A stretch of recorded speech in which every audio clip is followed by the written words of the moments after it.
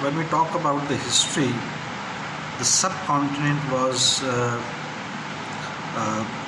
not that much of a country all the time, in all of the history. So it was divided into many states, many kingships. So why we are expecting at this particular time, maybe from the Indian side, or maybe in the Pakistani side, why we are expecting that it must be a country, it must be a united country. So if we are divided into the 3, 4, 5 states, nation states, so what's wrong with it? This is my point. What's wrong with it? So like the people who think from religious point of view, the people who think that they are like kind of a propagandist of a united India or united Hindustan or whatever you may call it. Why? My question is why? I think in the times of Ashoka it was united, in times of King Akbar the Great it was united, and maybe the last time the whole of the subcontinent was united, that was during the times of Aurangzeb Alamgir, and after that it was divided. Even before that there were many times it was divided. During Mughal era, the Delhi and the Hyderabad Deccan were divided. So there were many principally states, there were many sub-regions, semi-autonomous regions. And why we are like so this is my point.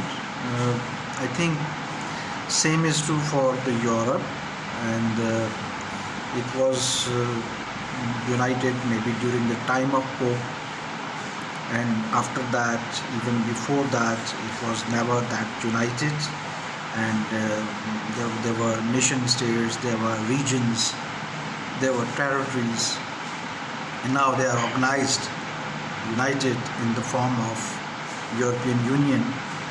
So why we can't unite these nation states, the Pakistan and the India, the Bangladesh, Sri Lanka, Nepal, Bhutan, and even Afghanistan and Burma, if they are ready to be part of the Union. So there's nothing wrong with it. So we have this habit for claiming India as united, India or Hindustan as united. But from what point of view? Religious point of view. This is not right. Even religiously,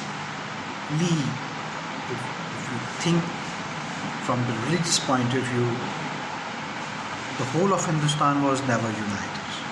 I was talking about Mughal era, where there were the Delhi Sultanate, and there was this Hyderabad Deccan region, area, province, or whatever you may call it. They were divided on the lines of even sects.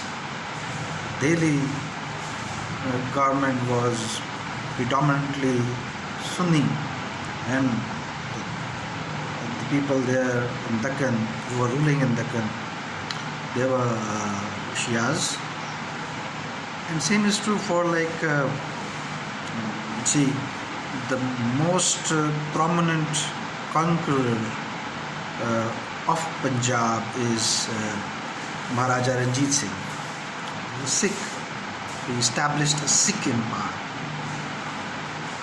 Once Maratha established a Hindu empire. Ashoka established a Buddhist empire. So there's nothing kind of a united India in the lines of United Subcontinent, we call it Hindustan, and the lines of religion. So after partition, because partition was mainly, as it is always considered as because of the religious division between Muslims and Hindus. So now, if the region has been divided on the lines of religion, so there's going to be no unity, there's going to be no cooperation. I don't think the history of the world is telling us all that. There were areas, there were regions, there were continents where there were differences of any kind existing among them, but later on they were united. Even prehistoric times, before Christ's time, there were empires which were united in certain areas, like Babylonians, Assyrians, Greeks, for instance. Greeks were states, Greek states. There's not a unified Greek. The main division was between Athens and Sparta, and there were many states. Alexander the Great was like he was the son of the king of Macedonia, which was even not that much part of the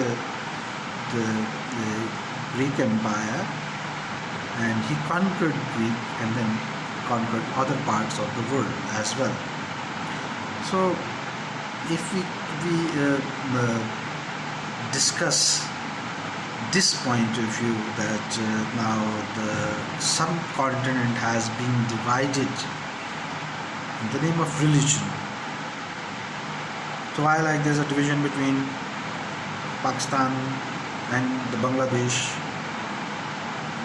they were separated because of obviously ethnicity, linguistic differences. And why, if this Hindu point of view prevails, like this BJP party in India, why India and Nepal are two nations? Because Nepal, once it was the only country in the world whose religion, official religion, was Hinduism. So I do think like there's a room, for discussion. There are chances for collaboration, cooperation. SAARC was a good beginning. SAARC was not the idealistic beginning, but that was a good beginning, and that can be continued in the future times, and it is for the benefit of the whole of the subcontinent region.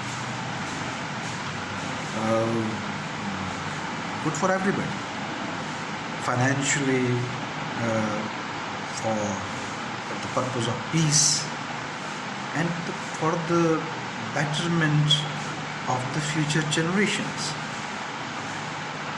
So this has to be considered.